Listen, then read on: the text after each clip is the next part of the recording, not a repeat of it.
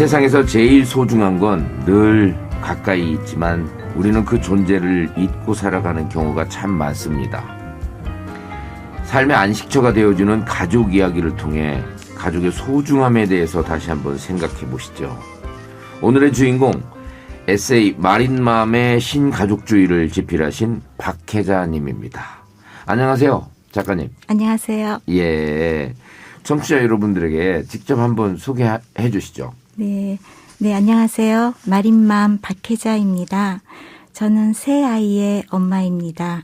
이제는 세 아들이 모두 장성하여 가정을 이루었으니까 아이라고 할 수는 없겠네요. 저는 서울에서 출생하여 어린 시절 가족과 함께 일본 나고야로 이주하여 초등학교, 중학교, 그리고 고등학교를 마쳤습니다. 그 후 한국의 대학으로 유학을 와서 결혼을 하고 또 새 아이들을 뒷바라지하면서 훌륭하신 시부모님을 모시고 살아가고 있는 아주 평범한 며느리이자 아내이자 또 어머니입니다. 네. 이렇게 소중한 자리에 초대해 주셔서 감사드립니다. 네. 최근에 따끈따끈한 책이 하나 나왔더라고요. 마린맘의 신가족주의라는 책을 이제 집필하셨는데, 마린맘은 어디서 나온 얘기죠? 네, 얼마 전 출간된 저의 책은 저와 저의 그 세 아이들이 함께 지내온 30여 년의 시간에 관한 아주 소박한 가족의 이야기입니다.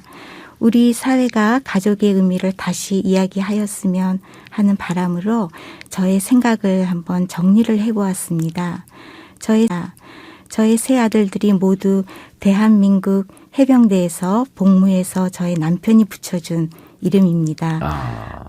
외국에서는 그렇게 부르는 경우가 많이 있는 것 같습니다. 마린맘, 그래서 해병대의 엄마. 그렇죠. 이런 뜻이군요. 네. 근데 원래는 우리 작가님께서는 그 영문학 하시고 네. 또 일문학도 하시고 네. 또 강의도 하시고 네. 대학에서 네. 그러셨다면서요? 네. 네, 저는 사실 어린 시절 일본에서의 그 생활에 어느 정도 적응을 했었고 우리말도 거의 그 잊어버린 상태였는데요. 네, 당시만 해도 그 제일 한국인에 대한 일본 사회의 차별이 굉장히 이렇게 많이 존재하고 있었기 때문에 네. 저희 어머니께서는 저에게 대학을 한국으로 가라고 하셔서 그 며칠을 많이 고민을 하기도 했습니다만 결국은 어머니 말씀대로 한국으로 제가 유학을 오게 되어 이렇게 더 오랜 세월 한국에서 살게 되었습니다. 네. 아이들이 커서 조금 한숨을 돌리게 되면서 저도 대학원에 진학을 하여 일문학 석사와 박사 학위를 마치게 되었고 그 후 대학에서 초빙 교수 그리고 객원 교수로 거의 한 10여 년간 학생들과 함께 일본어와 일본 문화 수업을 하였습니다. 네. 근데 원래 글 쓰는 걸 좋아하셨나요? 아닙니다. 너무 어려운데요.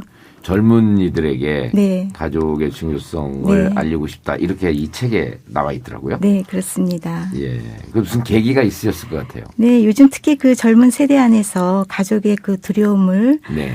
어떤 그 두려움의 대상으로 생각하는 사람들이 늘어나고 있다고 들었습니다. 예. 그래서 몇 해 전에 이미 우리나라의 연간 혼인 건수가 거의 30만 건 이하로 처음 떨어진 데 이어서 네. 지속적으로 감소하고 있다고 합니다. 젊은이들은 그 비비탄이라는 말을 한다고 하는데요. 비혼, 비출산, 그리고 탄탄대로라는 뜻을 가진 표현이라고 합니다. 네. 이렇게 젊은이들이 원치는 않지만 비혼주의자나 비연애주의자가 되기로 그 마음 먹고 있다고 하네요. 예. 이번에 온 가족이 네. 이 책 쓰시는데 총 출동을 했다고 들었습니다. 네, 그렇습니다. 남편께서도 네. 뭔가 기여를 하신 것 같아요. 그렇습니다. 네, 사실 제가 화자로서의 저의 가족의 이야기를 담담히 적어 내려가기는 했지만 네. 실제 주인공들은 저의 가족입니다. 예. 저의 세 아들들이 모두 저에게서 태어나긴 했지만 성격은 모두 세 가지가 있으면 한 가지만 말하는 스타일이고요. 네. 둘째는 한 가지가 있으면 세 가지 모두 말하는 성격이고, 그리고 우리 막내 아들은 한 가지가 있으면 딱 한 가지만 말하는 편입니다. 그래서 이제 큰애로 인해서 당분간 저는 걱정을 적게 하고, 둘째가 있어서 늘 심심하지 않았고, 네. 그리고 막내로 인해서 늘 긴장을 했었던 것 같습니다.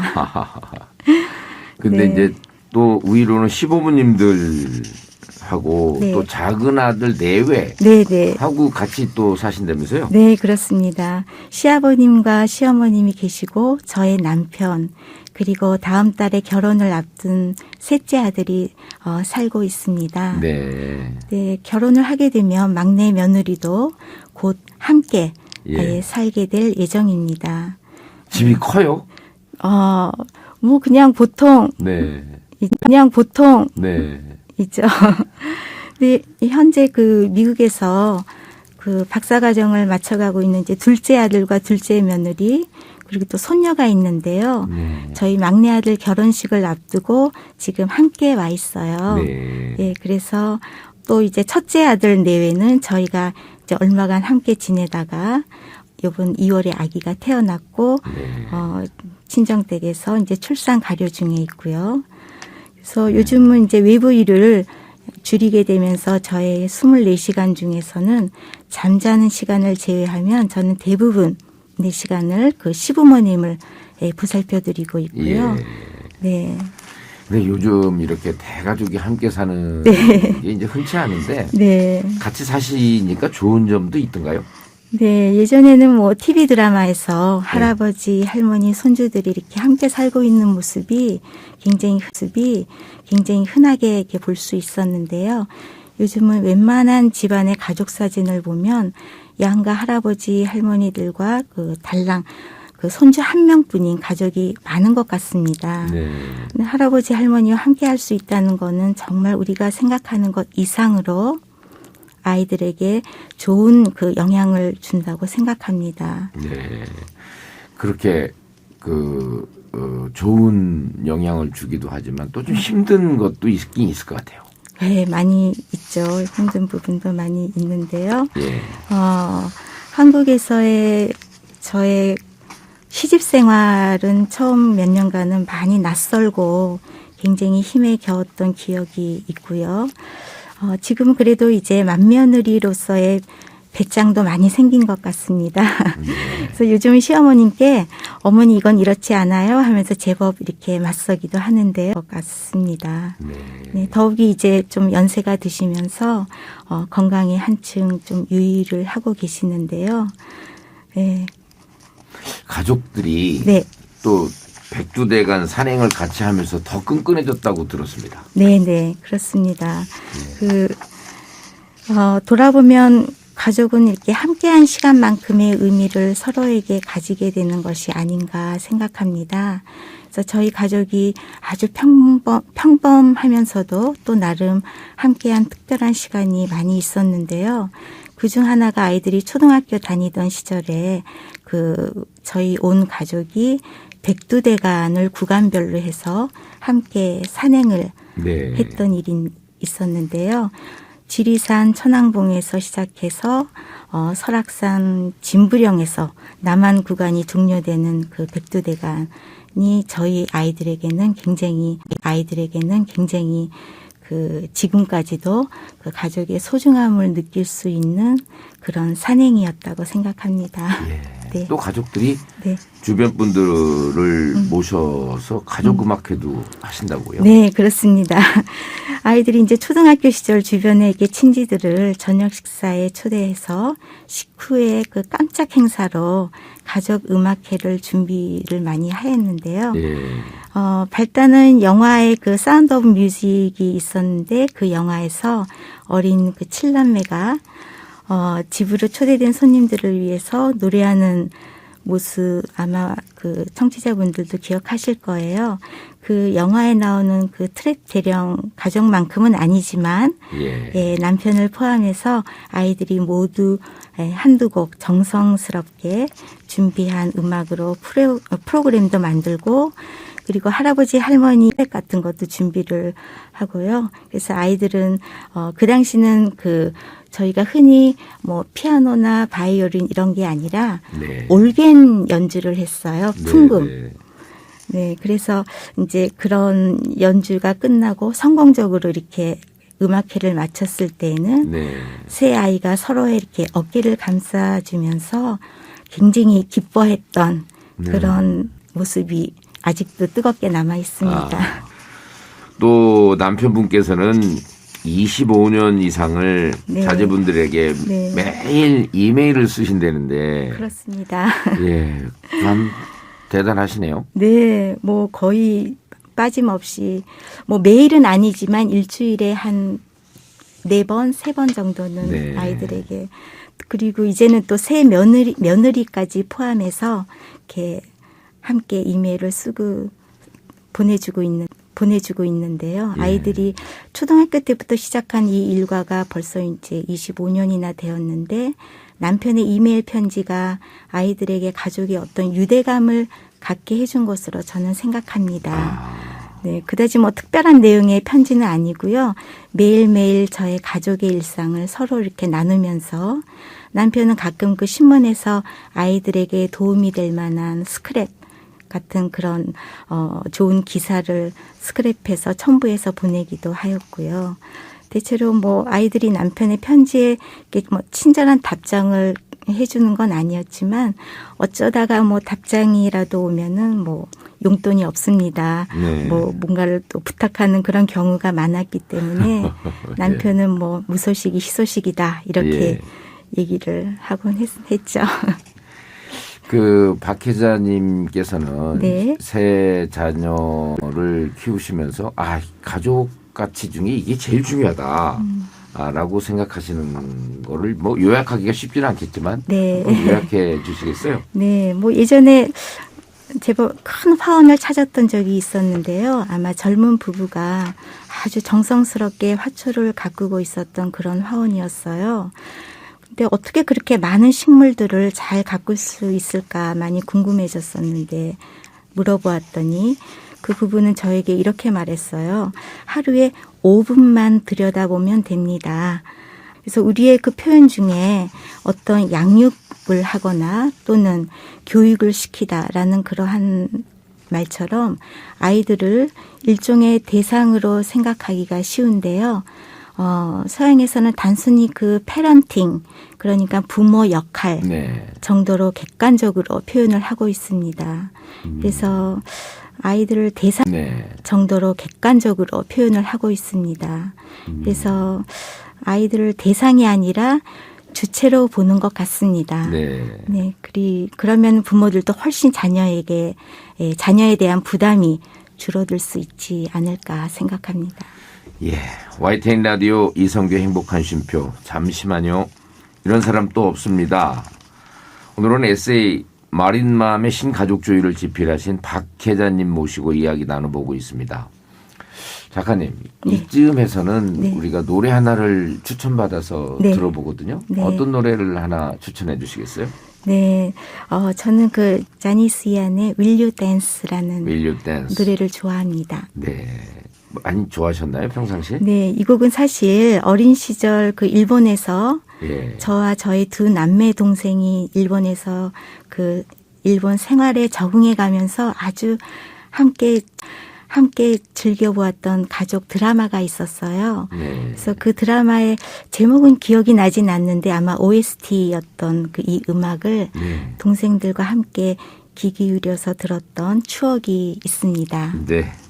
그러면 박혜자 작가님께서 추천하신 제니스 이안의 Will You Dance를 듣고 오겠습니다. 제니스 이안의 Will You Dance를 듣고 오셨습니다. 요즘 결혼, 출산 이 부분에 대해서 젊은 세대들이 네. 필수적으로 생각을 안 하는 것 같아요. 네, 맞습니다. 예. 그런데 이제 자녀분을 셋을 키우셨고 또 대가족의 며느리로 살아가는 입장에서 볼 때 네. 이런 풍조에 대해서는 어떻게 생각하십니까? 저는 우리나라의 그 저출산 문제는 결코 경제적 지원만으로 해결될 수는 없다고 생각하는데요. 네. 아마 그 젊은 분들이 결혼하지 않거나 하나만을 가지게 되는 것은 우리의 삶의 가치관이 어떤 변화된 것도 중요한 원인이라고 생각합니다. 그래서 물질적인 어떤 풍요는 늘어났지만 그만큼 우리가 가족을 위해서 헌신하고 희생하는 것에 대한 가치관은 늘어나지 않는 것 같습니다. 결혼과 출산이 필수에서 선택으로 변화되면서 가족이라는 울타리가 어떤 부담으로 다가올 수 있게 된 것은 아닌가 네. 이렇게 생각이 되는데요. 저의 새 아이들이 성장하는 것을 저는 이렇게 바라보면서 저희 아이들에게 가장 소중한 선물은 형제가 아닐까 이렇게 생각이 듭니다. 그래서 그러한 소중한 선물은 엄마와 아빠의 헌신과 희생이 없이는 결코 이루어질 수 없는 존재가 아닐까 이런 네. 생각을 감히 해봅니다. 예. 또 이제 가족 개개인과 사회에서 요구하는 그런 역할들 뭐 이런 부분들에 대해서도 많은 변화가 있는 것 같죠. 네, 그렇습니다. 우리나라뿐만 아니라 전 세계적으로 어떤 가족의 의미가 크게 변화하고 있는 것 같은데요. 그래서 이제 가족에 대한 정의도 어떤 전통적 의미의 가족, 신가족주의 등 이런 다양한 논의가 있는 것 같습니다. 가족 구성원 중에서 가장 역할의 변화가 큰 사람은 아마도 엄마일 텐데요. 네. 여성의 사회적 활동이 필수 불가결해지면서 엄마들이 어떤 사회생활과 가정생활의 양립 사이에서 고민이 큰 것 같습니다. 요즘 젊은 엄마들께서는 자녀를 여러 낳아 뒷바라지하는 데 따르는 희생을 감수할 용기가 아마 나지 않을 것 같아요. 그래서 아마도 아이들이 완벽하게 되어야 한다고 믿기 때문에 그런 건 아닐까 싶습니다. 네. 가장 중요한 요건이 뭘까요? 네, 감히 제가 말씀드리긴 어렵고요. 그 오스트리아 출신 그 심리 분석학자의 브루노 베텔하임 박사의 네. 그런대로 괜찮은 부모라는 책이 있습니다. 그런대로 괜찮은 부모. 그렇죠. Good Enough Parents라는 책인데요. 네. 이 책의 부제가 그 자녀 뒤보기라고 하는데 이 베텔하임 박사는 각자의 부모들이 자신들의 자녀와의 특별한 관계에 관한 자신만의 통찰력을 키워감으로써 부모와 자녀 모두에게 도움이 되는 결과를 만들어내는 것이 가장 중요하다고 했습니다. 네. 그래서 자녀를 양육해 본 경험이 없는 젊은 부모는 자녀 양육에 관해서 혹시나 내가 잘못하는 건 아닌가 걱정을 많이 하게 되는데요. 이러한 걱정은 자녀와 부모에게 모두 바람직하지 않다는 겁니다. 네. 그래서 혹시라도 아이에 대한 그 부질없는 염려가 부모의 얼굴에 나타나게 되면 아이는 부모의 얼굴에서 자신을 찾지 못하고 함께 걱정하는 그런 아이가 된다고 하네요. 그러니까 우리 부모들은 비록 확신은 없더라도 염려는 하지 말아야 한다라는 거죠. 그래서 우리말 표현 중에 뒷바라지라는 표현이 이러한 점을 잘 담고 있는 말인 것 같습니다. 네, 뒷바라지. 네. 예. 그래서 네. 예, 말씀하시죠. 자녀의 그 생각을 살피기보다 부모의 생각을 앞세워 나가는 그런 앞바라지가 되어서는 안 되겠죠. 네. 그 행복해지려면 네. 무슨 조건이 있을까요, 가족 간에? 네, 그 행복한 가족의 조건은 아마도 그 자녀의 삶에서 가장 중요한 것은 무엇일까에 대한 부모의 생각에 달려 있지 않을까 합니다. 그래서 우리는 흔히 그 우스갯소리로 자녀에게 중요한 것 세 가지가 엄마의 정보력과 할아버지의 경제력 그리고 아빠의 무관심이라고 이렇게 얘기를 하는데요. 저는 이 세 가지 조건에는 동의하지 않습니다. 네. 어쩌면 우리는 그 자녀들의 행복하고 아름다운 삶을 위한 우리 자신들만의 조건을 찾아야 할지 모르지만요. 그 과정이 사실은 자녀들의 성장에서 가장 중요한 부분이라고 생각합니다. 그래서 만약에 저희 가족에 있어서의 어떤 행복의 조건은 무엇인가라고 만약에 질문을 교수님께서 해 네. 주신다면 예. 저는 감히 할아버지 할머니의 존재의 동조 내지 방조라고 네. 말씀드리고 싶습니다. 예. 그리고 이 박혜자 작가님께서 이 가족이 어떨 때 제일 소중하셨어요? 네, 지금 현재 우리가 겪고 있는 코로나 바이러스 속에서 그 가족의 소중함이 더 절실한 것 같습니다. 그래서 가족은 어려움에 처해 있을 때 가장 가까이에서 이렇게 손을 뻗어주는 그런 존재가 아닐까라고 생각합니다. 네.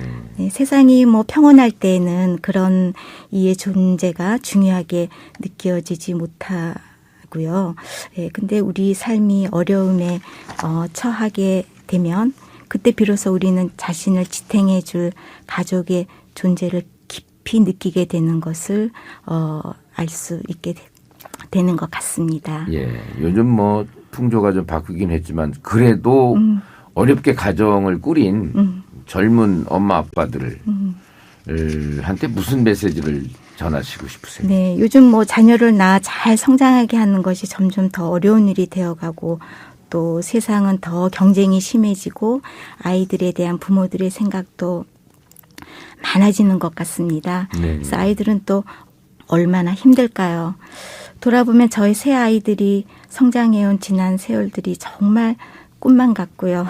가끔 아이들하고 뭐 부딪히기도 하였지만 분명 새 아이가 그 한 아이로 자라는 것보다는 3배 힘들지는 않았던 것 같고요. 네.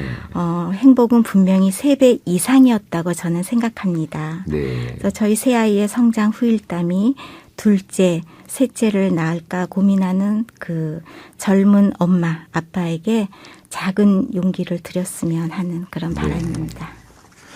가족. 우리 박 기자님은 네. 어떻게 정의하세요? 가족은 뭐 함께 한 시간만큼의 의미를 서로에게 가지게 되는 존재라고 생각합니다. 함께하는 네. 의미. 그래서 그 시간이 많을수록 더 많은 추억이 쌓일 테고 그 시간과 추억들이 서로에 대한 의미가 되는 것이 아닐까 이렇게 생각이 듭니다. 마린만 가족이 앞으로 또 새롭게 설정한 목표가 있으신가요? 네, 저희 가족의 이야기는 앞으로도 계속 이어질 거라고 생각합니다. 네. 이제 저희 새아이가 자신들의 아이들을 가지고 또 그 아이들이 성장해가는 시간들 속에서 저희 가족의 추억이 쌓여갈 것으로 생각합니다. 그래서 저와 남편은 저희 가족의 소박한 이야기가 우리 사회가 가족의 의미를 다시금 생각해보는 그런 소중한 계기가 되었으면 하는 간절한 바람이 있습니다. 예. 또 가족 속에 너무 매몰되지 않는 나 개인 박혜자의 꿈. 네. 또 있죠? 네, 있습니다.